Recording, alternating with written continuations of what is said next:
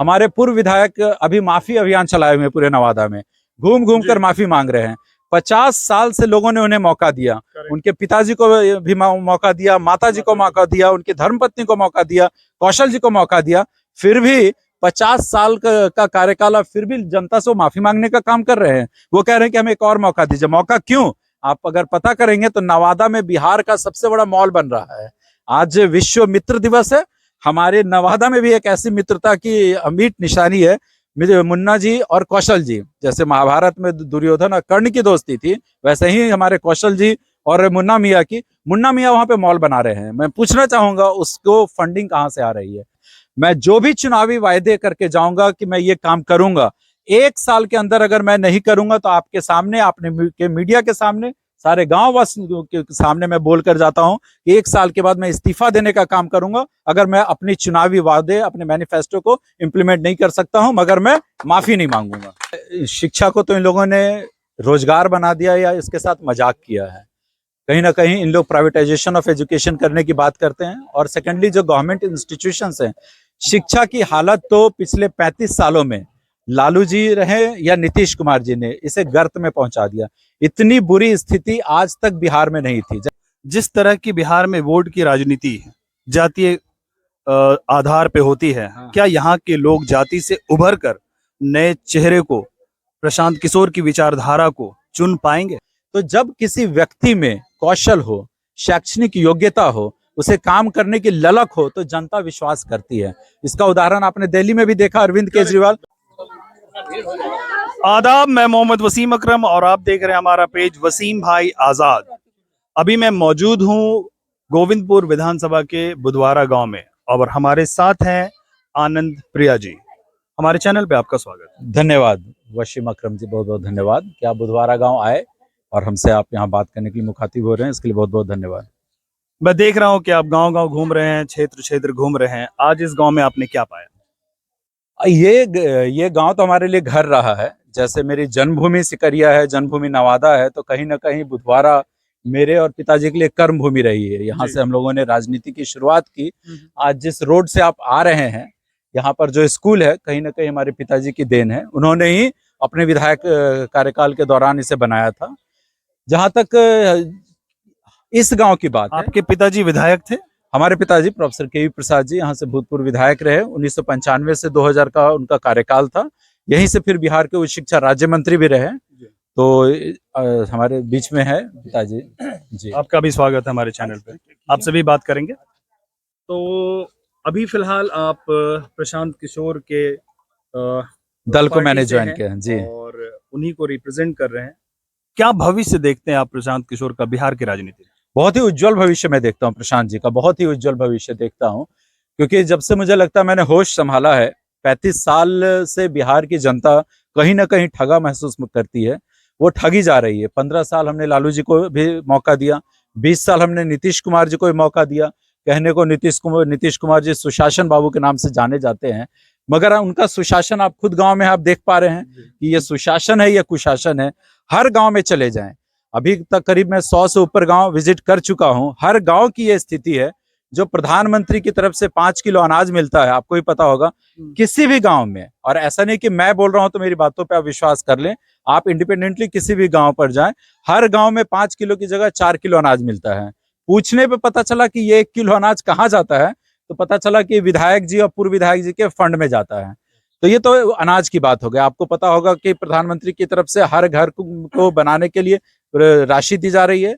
Colony बनाने के लिए 1,40,000 रुपया मिलता है। उस 1,40,000 में से रेट बंधा हुआ है। किसी गांव में 30,000, 40,000 और मैक्सिमम 50,000 रुपए तक का कमीशन लिया जाता है, तब ये कॉलोनी अप्रूव होती है।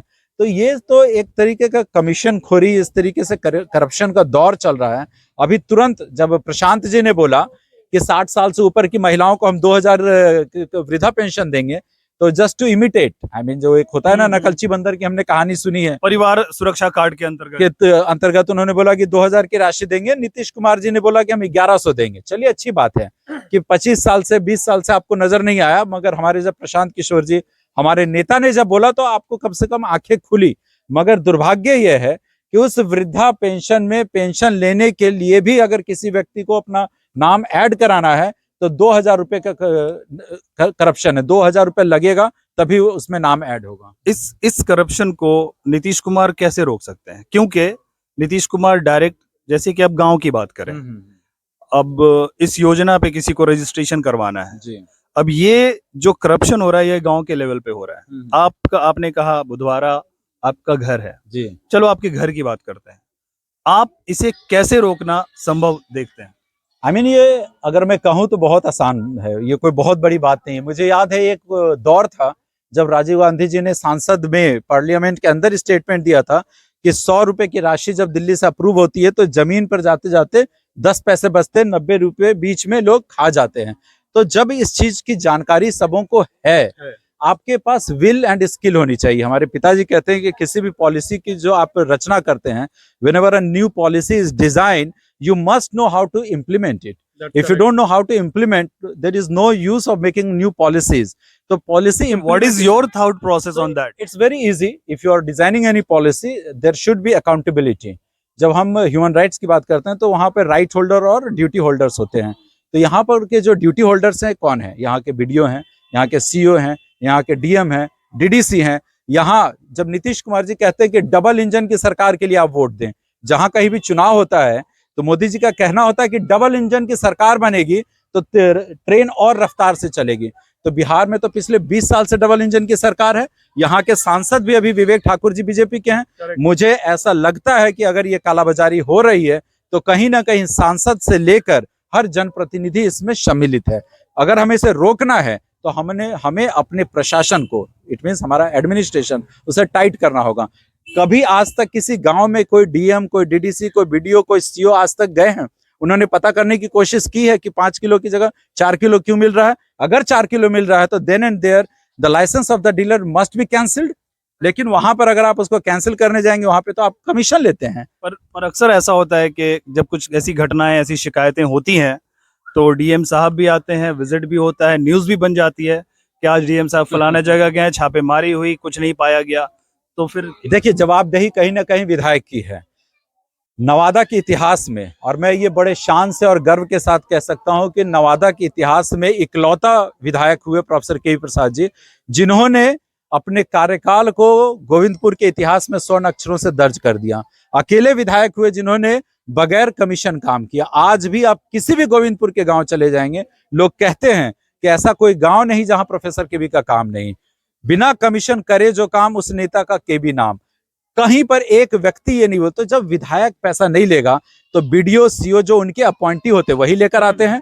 तो BDO CEO, dealer, anganwadi, mid day meal में कहीं पर भी किसी की हिम्मत नहीं होगी कि कमीशन ले ले। मगर जब आपका विधायक करप्ट है, अभी हमारे पूर्व विधायक है, मैं नाम नहीं लेना चाहूंगा, आप तो रिपोर्टर हैं, खुद से आप चेक कर सकते हैं।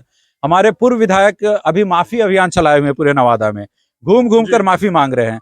50 साल से लोगों ने उन्हें मौका दिया, उनके पिताजी को भी मौका दिया, माताजी को मौका दिया, उनकी धर्मपत्नी को मौका दिया, कौशल जी को मौका दिया, फिर भी 50 साल का कार्यकाल, फिर भी जनता से माफी मांगने का काम कर रहे हैं। वो कह रहे हैं कि हमें एक और मौका दीजिए। मौका क्यों?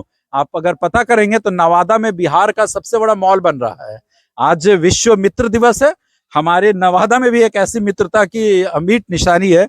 मुन्ना जी और कौशल जी, जैसे महाभारत में दुर्योधन और कर्ण की दोस्ती थी, वैसे ही हमारे कौशल जी और मुन्ना मियाँ की। मुन्ना मियाँ वहां पे मॉल बना रहे हैं। मैं पूछना चाहूंगा उसको फंडिंग कहाँ से आ रही है? वो कहीं ना कहीं हमारे मिड डे से पैसा लिया जा रहा है, हमारे आंगनबाड़ी वालों से पैसा लिया जा रहा है, अनाज नहीं मिल रहा उससे पैसा लिया जा रहा है, कॉलोनी से पैसा लिया जा रहा है, पूरे करप्शन का पैसा से वो मॉल बन रहा है। तो जब तक इस तरह के लोगों को राजनीति में लोग आने देंगे और जनता वोट देने का काम करेगी, मुझे नहीं लगता है कि जमीन से करप्शन खत्म होगा। बिल्कुल, आप जो कह रही है वो सही है, लेकिन आप जिस तरह की बिहार में वोट की राजनीति जातीय आधार पे होती है, क्या यहाँ के लोग जाति से उभर कर नए चेहरे को, प्रशांत किशोर की विचारधारा को चुन पाएंगे? 100% चुन पाएंगे, मुझे विश्वास है। और मैं इसलिए कहता हूं कि कहा जाता है हिस्ट्री रिपीट्स इटसेल्फ, करेक्ट।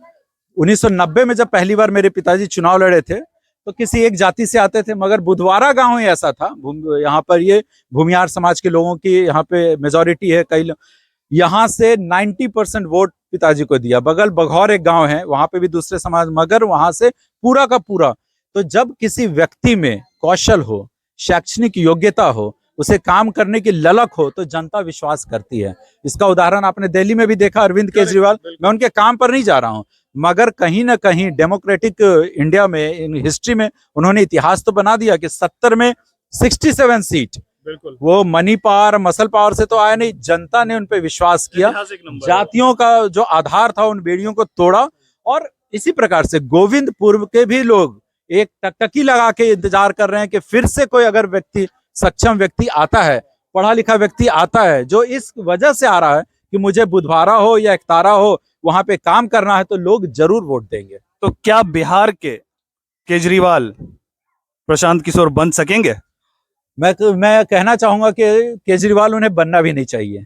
कहीं ना कहीं आपने केजरीवाल को अप्रिशिएट किया कि अगर अच्छी नीयत से, अगर इंटेंशन अच्छी हो तो काम हो सकता है। हाँ, हाँ। तो मैं उस आधार पे बोल रहा हूं। नहीं, केजरीवाल, मैंने इसलिए बोला कि जीतने के लिए तो उन्होंने जीत हुई, कहीं ना कहीं उनके काम की भी अब कमियां निकाली जा रही है। मैं चाहूंगा कि प्रशांत किशोर, जिस तरीके से उनका एक हुजूम चल रहा है, लोग उनके पीछे हैं, उनकी सोच है, तो मैं चाहूंगा कि जीतने के लिए तो केजरीवाल की तरह वो जीते हैं, मगर काम वो अपना करें, जो उन्होंने वायदे किए हैं उन वायदों से ना मुकरें। जैसे उन्होंने कह रखा है कि 94 लाख लोगों को जैसे अभी तक ये नहीं मिला है, 2 लाख रुपए की राशि मिलनी थी, 3 डिसमिल जमीन मिलनी थी, बच्चे जो गवर्नमेंट स्कूल में नहीं पढ़ पाते हैं उन्हें प्राइवेट स्कूल में हम शिक्षा देंगे। तो ये सब एक चुनावी नारा, जुमला नहीं होना चाहिए। अब यहाँ की जो स्थिति है, जैसे हमारा गांव डूबा हुआ है, तो अगर प्रशांत किशोर जी ने वायदा किया है कि चुनाव के बाद 60 साल से ऊपर के जो लोगों ने अगर हम 2000 रुपए की राशि देंगे तो वो राशि मिलनी चाहिए, और मुझे विश्वास है कि वो करेंगे। एक शिक्षा एक बहुत इंपॉर्टेंट विषय है। नीतीश कुमार ने जगह जगह पे स्कूल खुलवा दिए, चैलेंज करते इतने लोगों को नौकरी दे दी। शिक्षा का जो स्तर है वो इतना गिरा हुआ है। आप अपने गांव में भी विजिट कर रहे हैं जी। और आई एम श्योर आप इतने एक्टिव हैं, इतने अवेयर भी हैं, फॉरेन से पढ़ाई करी आपने, इसकी हालत कैसे सुधरेगी? देखो वसीम जी, मैं शिक्षा को तो इन लोगों ने रोजगार बना दिया या इसके साथ मजाक किया है। कहीं ना कहीं इन लोग प्राइवेटाइजेशन ऑफ एजुकेशन करने की बात करते हैं, और सेकेंडली जो गवर्नमेंट इंस्टीट्यूशंस हैं, शिक्षा की हालत तो पिछले 35 सालों में लालू जी रहे या नीतीश कुमार जी ने इसे गर्त में पहुंचा दिया। इतनी बुरी स्थिति आज तक बिहार में नहीं थी। जैसा कि मैं सुनता हूं अपने बाप, दादा, चाचा, बड़ों से, पिताजी भी कहते हैं कि जब उन्होंने पढ़ाई की थी तो उस समय, अगर मुझे सही से याद है, तो 10th में पिताजी के साथ एक और व्यक्ति था जो फर्स्ट डिवीजन से पास हुए थे। तो उस समय जो व्यक्ति फर्स्ट, सेकंड, थर्ड भी करते थे, there was a quality education. आज हजारों की संख्या में बच्चे 10th में फर्स्ट कर रहे हैं, 12th में कर रहे हैं, मगर किस तरीके से पास होते हैं आप देखे हैं। इटली तक के न्यूज़पेपर में वो पिक्चर छपी थी, अगर आपको याद होगा, कि पीछे से लोग सीढ़ियां लगाकर चीट पहुंचा रहे हैं, खाना पहुंचा रहे हैं। तो शिक्षा का स्तर वो पैटर्न तो अभी बंद हो गया है। वो पैटर्न बंद हो गया है। मगर जब आप एजुकेशन की बात करते हैं तो there should be quality education. शिक्षा यहाँ पर केवल क ख ग घ लिखने को, उसके लिए हमारे शिक्षक कितने जिम्मेदार तो हैं? मैं वही बोल रहा हूँ कि शिक्षक नहीं जिम्मेदार हैं, यहाँ हमारा एडमिनिस्ट्रेशन और ये हमारी गवर्नमेंट जिम्मेदार है, जिन्होंने ऐसे शिक्षकों की बहाली कर दी पैसा लेके। अगर आपको पता होगा तो मुखिया को ये पावर दिया गया कि आप जिससे चाहे शिक्षक बना दें, पैसा ले लेकर शिक्षक बनाया गया। तो जब आप अच्छे शिक्षक बनाएंगे ही नहीं तो बच्चे शिक्षित कैसे होंगे? तो आपने तो शिक्षा व्यवस्था को और करप्ट कर दिया और बर्बाद कर दिया अपनी वोट की राजनीति के लिए। अगर आपको शिक्षक सही मायने बनाने चाहिए थे तो जिस तरीके से अभी बीपीएससी का एग्जाम लेकर आपने किया, आपको वैसे शिक्षकों की बहाली करनी चाहिए, और भी पैरामीटर हाई करना चाहिए कि अगर कोई शिक्षक आ रहे हैं तो वो खुद क्वालिफाइड होने चाहिए कि वो बच्चों को पढ़ा पाए। आज भी अगर आप गांव घूमेंगे तो पाएंगे कि कई शिक्षक ऐसे हैं जो ढंग से ना बोल पाते हैं, लिख पाते हैं, मगर पैरवी, पैसे की बदौलत वो शिक्षक बन गए हैं। ऐसे शिक्षकों से कभी हमारे बच्चों का भला नहीं हो सकता है। जाते जाते गोविंदपुर विधानसभा की जनता से क्या कहना चाहते हैं? गोविंदपुर की जनता से मैं बस यही कहना चाहूंगा कि मैं आप लोगों के बीच माफी मांगने नहीं आया हूं। अभी जैसे पूरे नवादा में माफी मांगने का दौर चल रहा है, माफी मांगने का अभियान चल रहा है, मैं माफी मांगने नहीं आया हूं। मैं आप लोगों के पास प्यार मांगने, आपका विश्वास, आपका स्नेह मांगने आया हूं। और ये कह रहा हूं कि जिस तरीके से आपने 95 से 2000 के बीच पिताजी को वोट देकर जिताने का काम किया, उन पर विश्वास करने का काम किया, मैं आपके चैनल के माध्यम से ये कहना चाह रहा हूं कि अगर आप भी मुझे जिताने का काम करेंगे तो मुझे 5 साल के लिए विधायक नहीं बनना है। मैं जो भी चुनावी वायदे करके जाऊंगा कि मैं ये काम करूंगा, 1 साल के अंदर अगर मैं नहीं करूंगा तो आपके सामने, आपने के मीडिया के सामने, सारे गांव वासियों के सामने मैं बोलकर जाता हूं कि 1 साल के बाद मैं इस्तीफा देने का काम करूंगा अगर मैं अपनी चुनावी वादे, अपने मैनिफेस्टो को इंप्लीमेंट नहीं कर सकता हूं, मगर मैं माफी नहीं मांगूंगा। ऐसे ही वायदे, ठीक इसी तरह के वायदे हर विधायक कैंडिडेट करते हैं, जी चले जाते हैं, पर जी। आपने एक अलग सी शर्त रख दी। ऑन एयर आप कह रहे हैं जी कि अगर आप जनता के उम्मीदों पे नहीं खरे उतर पाए तो आप रिजाइन कर देंगे। 100%, इसमें कोई, there is no contradiction and it's not a fake promise. There is a saying in America, they say fake it until you make it. I am not here to fake my, because ये मेरी जनता है। यहाँ मैं जन्मा हूँ, यहाँ पला हूँ, यहाँ बढ़ा हूँ। यहाँ के जो भी लोग नेता हैं वो, उनका गोविंदपुर से कुछ भी लेना देना नहीं है। कौशल जी की पैदाइश गोविंदपुर की नहीं है। वो जैसे एक कॉलोनियलिज्म और इंपेरियलिज्म का दौर चला आता था कि उपनिवेश बस आते थे, वैसे ही नवादा से यहाँ पर वो सत्ता चला रहे हैं। मैं यहाँ का बेटा हूँ, यहाँ का भाई, किसी के लिए मेरा हर रिश्ता है, खून का रिश्ता है। तो मैंने लोगों से बोला कि मैं इतनी पढ़ाई लिखाई करके ये पसीना बहा रहा हूँ, इसलिए नहीं कि आपको ठगने के लिए मैं निकला हूँ। माँ सरस्वती की कृपा से, उनकी उपासना, बड़ों के आशीर्वाद से मैं इतना कमा लेता हूँ। मैंने वकालत भी की हुई है कि मैं अपनी रोजी रोटी चला लूंगा। मैं राजनीति में रोजगार तलाशने के लिए यहाँ नहीं आया हूँ। मैं राजनीति के माध्यम से नौजवानों का जो पलायन हो रहा है उन्हें रोजगार देने के लिए आया हूँ। और मुझे लगता है कि मैं जो ऑन एयर बोल रहा हूँ कि अपने कामों पर अगर मैं खरा नहीं उतरा, प्रशांत जी के दिशा निर्देश और उनके डायरेक्शन में, उनके वायदों को मैं 1 साल में पूरा अगर करने में सक्षम नहीं होता हूं तो मैं 1 साल के बाद 100% इस्तीफा दे दूंगा। मैं दूसरा साल कंटिन्यू नहीं करूंगा। बहुत बहुत शुक्रिया। और ये थे आनंद प्रिया जी, जो जन स्वराज से आने वाले विधानसभा के कैंडिडेट हो सकते हैं। ये आप देखते रहें, बने रहें। बड़ी बेबाकी से इन्होंने बात की, जनता की बात की, और किस तरह से यहाँ की बदहाल स्थिति को सुधारने की ये सक्षम हो सकते हैं। और गोविंदपुर विधानसभा की जनता से एक बार अपना विश्वास करने की अपील भी कर रहे हैं। क्या सोचते हैं इस वीडियो के बारे में? अपनी प्रतिक्रिया जरूर डालें।